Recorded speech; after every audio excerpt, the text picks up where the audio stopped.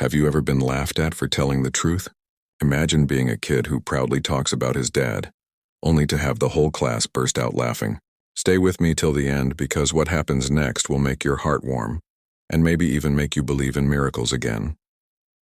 Before we begin, don't forget to like this video and subscribe to our channel, Kindness Tales Live, where real emotions meet unforgettable stories.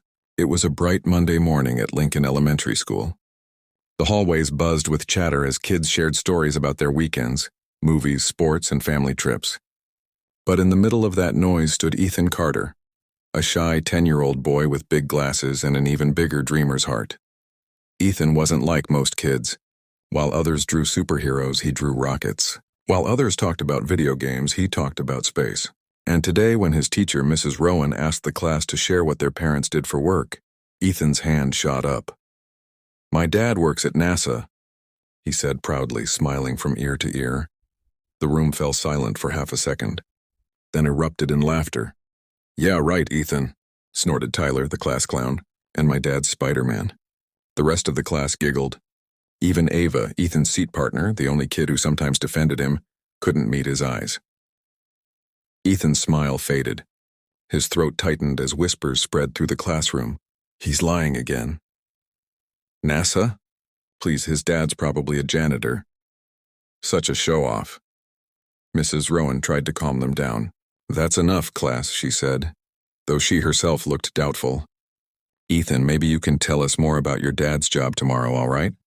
Ethan nodded quietly, hiding the hurt behind his glasses. At recess, he sat alone under the old oak tree.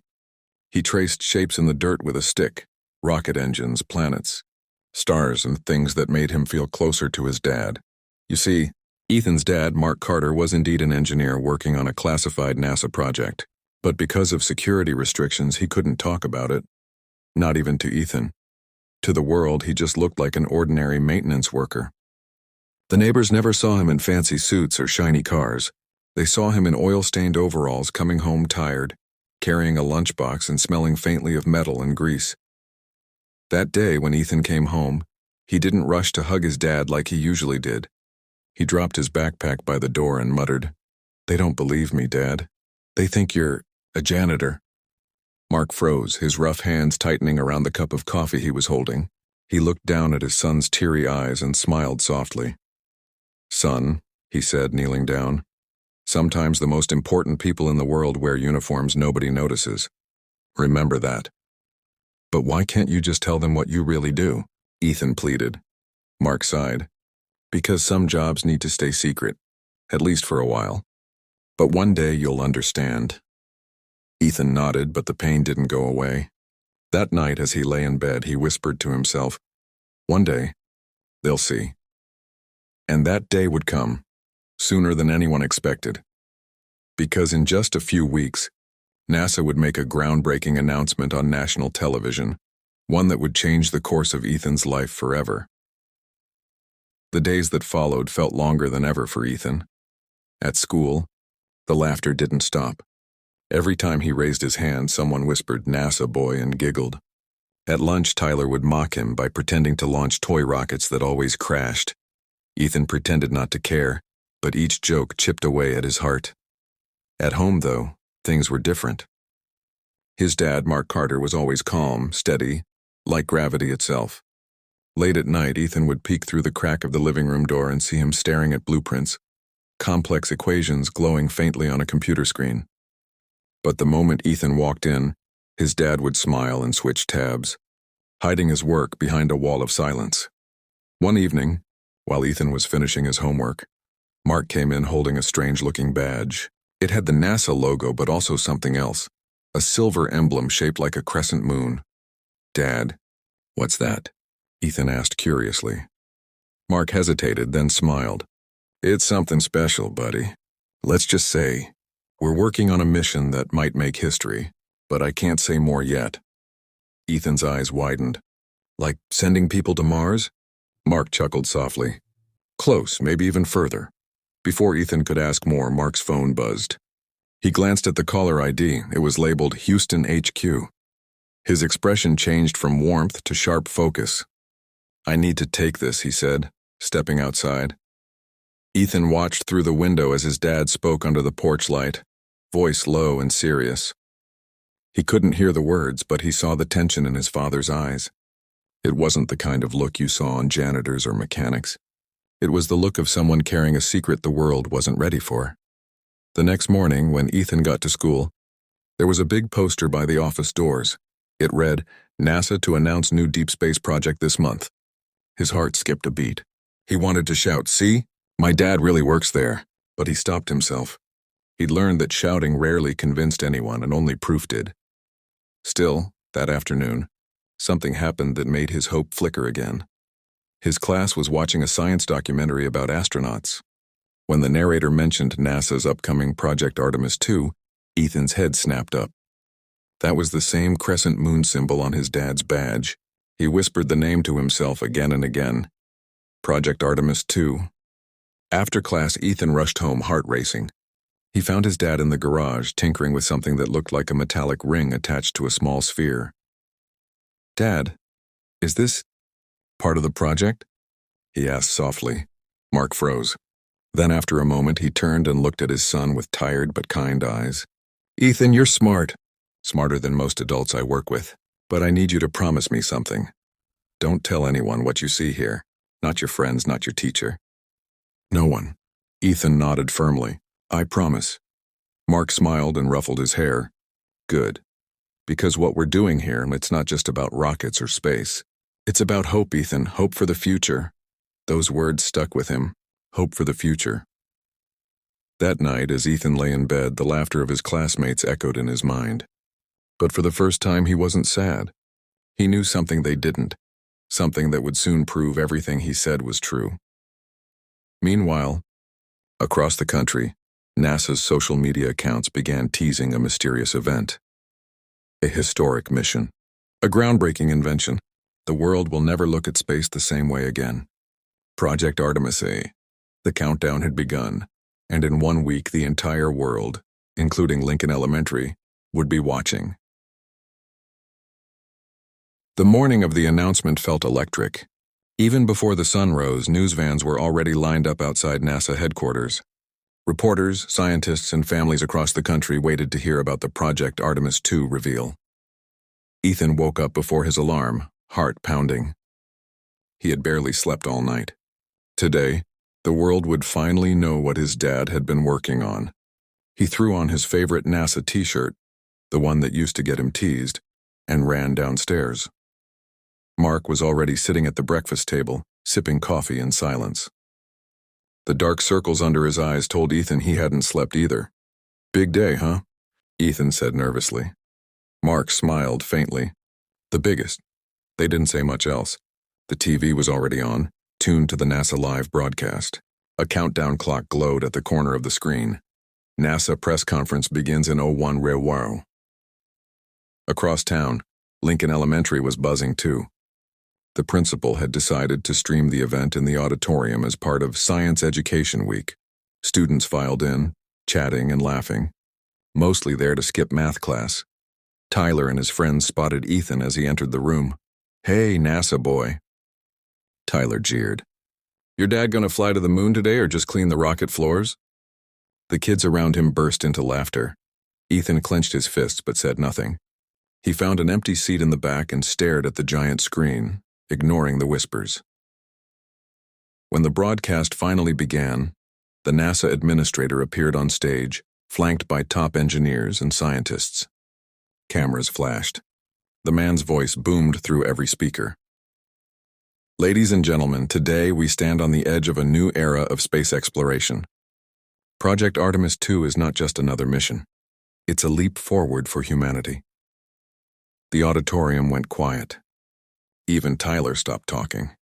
The administrator continued, "This project has been in development for years under the leadership of one of our most innovative engineers, someone who has redefined the future of propulsion systems.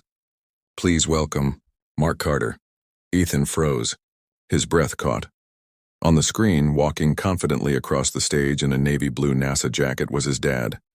His dad, the same man everyone thought was a janitor. The entire auditorium gasped. Tyler's mouth fell open. Ava turned to Ethan with wide eyes. "That's your dad?" she whispered. Ethan nodded slowly, his face glowing with pride. Mark stepped up to the podium. "Thank you," he said humbly. "For the past 5 years, our team has been working on something extraordinary, a propulsion system that could take humans further than ever before. Today, I'm proud to reveal the quantum drive engine, a breakthrough that could make interplanetary travel a reality within our lifetime." The screen behind him lit up with images of rockets, schematics, and test launches. Reporters were stunned. Applause thundered through the hall. Back at school, Ethan felt tears sting his eyes. The same laughter that once hurt him now echoed his silence, the silence of awe. Tyler leaned forward, whispering, I didn't know, man. I thought you were making it up." Ethan smiled softly. "I told you he worked at NASA." The principal even turned to the students and said, "Let's give a round of applause for one of our very own, Ethan Carter's father." The whole auditorium clapped. For the first time, Ethan wasn't invisible. He wasn't the quiet kid with glasses. He was the kid whose dad changed the future. That night, the Carter household was filled with warmth. Reporters called, messages poured in, and Ethan couldn't stop smiling. Mark, however, looked at his son and said quietly, "Ethan, I'm proud of you. Not because of what people think of me now, but because you never stopped believing." Ethan hugged his dad tightly. "I told you, Dad, one day they'd see." And now the world had, but neither of them knew. The next challenge was just beginning. Because fame and recognition bring new tests, ones that no invention can solve. The following weeks were a whirlwind for the Carter family. Reporters camped outside their home, camera flashes greeting them every morning. Mark's name was everywhere. The genius behind the quantum drive, NASA's secret hero revealed. For Ethan, it felt like living in a dream. At school, everything had changed overnight. The same classmates who once laughed at him now crowded around his desk. "Hey, Ethan, can I sit with you at lunch?" "Your dad's a legend." Even Tyler, who had been his worst bully, brought him a gift, a toy rocket. "No hard feelings, right?" Tyler said awkwardly. Ethan smiled. No hard feelings. But deep down, something didn't feel right. At home, Mark was busier than ever. He left early, came home late, and often spent hours locked in his study on urgent calls with NASA officials.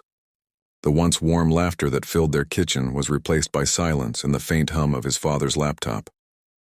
One evening, Ethan waited at the table with 2 plates of spaghetti, his dad's favorite. But hours passed and the food went cold. When Mark finally returned, he looked exhausted. "Dad, you missed dinner again," Ethan said quietly. Mark placed his briefcase down and sighed. "I know, buddy. I'm sorry. The project's moving faster than expected. We're testing the quantum drive next month." Ethan tried to smile, but it trembled. "Can I come watch the test?" Mark hesitated, then shook his head. "It's restricted. Maybe someday." Those words hurt more than the laughter ever did. Someday. The next morning, Ethan brought his science fair project to school, a small model rocket he built all by himself. He had painted it white with blue stripes just like NASA's real ones. He called it Hope 1. But as the fair began, something strange happened. Instead of admiring his work, everyone kept asking about his dad. "Did your father help you build that? Is that a NASA prototype? Wow, being Mark Carter's son must be awesome." Ethan smiled politely, but each question stung. No one saw his effort, only his father's shadow. That night, when he returned home, he found Mark asleep at his desk, surrounded by blueprints. His glasses had slid down his nose, and empty coffee cups littered the table. Ethan gently placed a blanket over his shoulders and whispered, "I wish you'd look at me the way you look at those papers, Dad." The next day, disaster struck. News broke that one of the test engines for the quantum drive had malfunctioned. The media went wild. NASA's new engine fails. Mark Carter under fire. Critics questioned his design. Politicians demanded answers, and suddenly, the hero everyone praised became a target. When Ethan came to school, the whispers returned. Not laughter this time, but gossip. "Did you hear? His dad's project blew up. Guess NASA boy's not so special anymore." Ethan's heart sank. The same classmates who once idolized him now turned away again. That evening, he found his dad sitting on the porch staring at the sky. The usual spark in Mark's eyes was gone. "Dad, are you okay?" Ethan asked softly. Mark forced a smile. "Failures happen, son. Even to NASA, even to me. But you'll fix it, right?" Mark looked up at the stars.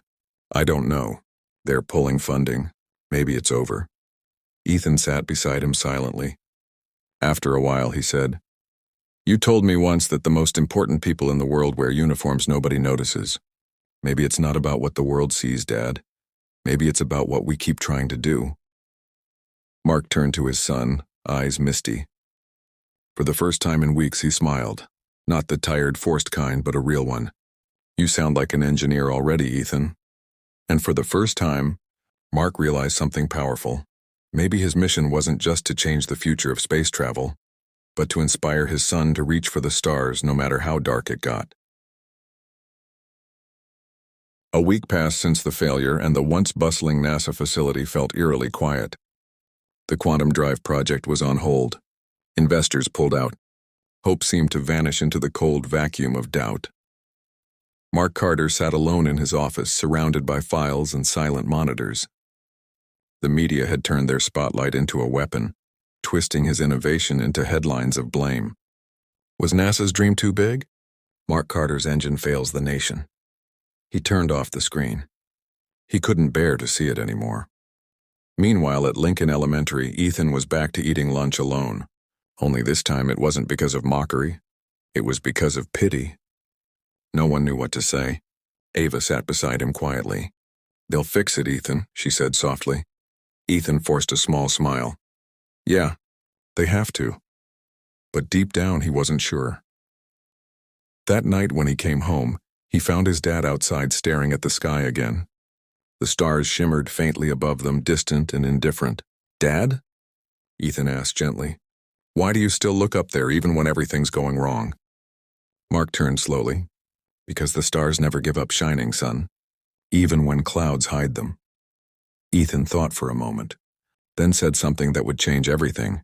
"Then maybe you just need a new way to see through the clouds." Those words hit Mark like lightning. His eyes widened. "Say that again?" Ethan shrugged. "You said the engine overheated because of pressure buildup, right? What if you release the energy gradually, like when we blow air into balloons instead of all at once?" Mark stared at his son, and then smiled, truly smiled, for the first time in weeks. "Ethan, you just solved the problem." That night, father and son worked side by side in the garage, sketching diagrams, adjusting models, and testing small components. For hours, laughter replaced silence. They were a team again, a dream reborn in the glow of flickering lights. By morning, Mark had a new design ready. He called NASA headquarters immediately. "I need one more test." "Just one," he told the director. Reluctantly, NASA agreed. 2 weeks later, the world held its breath once again as cameras pointed toward the test facility. Scientists, journalists, and even skeptics gathered to witness what they called Mark Carter's final attempt. Ethan stood beside his dad, both wearing matching NASA jackets. Mark knelt down, placed a hand on his son's shoulder, and whispered, "No matter what happens up there, you already helped me reach higher than I ever thought I could." Ethan's eyes gleamed. "You too, Dad." As the countdown began, 5, 4, 3, 2, 1, the quantum drive roared to life. The entire facility shook. The rocket lifted, flames blazing beneath it, soaring upward in a streak of gold and blue. The engine stabilized. The trajectory was perfect. Then the announcer's voice echoed across the loudspeakers. "Quantum drive test. Successful." Cheers erupted. Scientists hugged. Reporters shouted. And Mark turned to his son, tears streaming down his face. "You did it," Ethan said, voice trembling. "No, son," Mark whispered. "We did it." Across the nation, headlines changed overnight. Quantum drive success, Mark Carter's redemption. NASA's future soars again. Back at school, Ethan walked through the hallway with his head held high. But this time there was no laughter, no fake applause, only respect. Tyler approached him quietly. "Hey, Ethan, your dad's incredible. And so are you." Ethan smiled kindly. "Thanks, Tyler, but you know what? You don't have to work at NASA to be incredible. You just have to believe in something and never stop trying. Weeks later, Ethan's science fair project Hope 1 was displayed in the school showcase, with a note that read, "Dedicated to those who dream big, even when nobody believes." That night, as Mark and Ethan stood outside once more, they gazed at the stars, brighter than ever. "Dad," Ethan said softly, "do you think one day I'll get to space too?" Mark smiled. "You already have, son.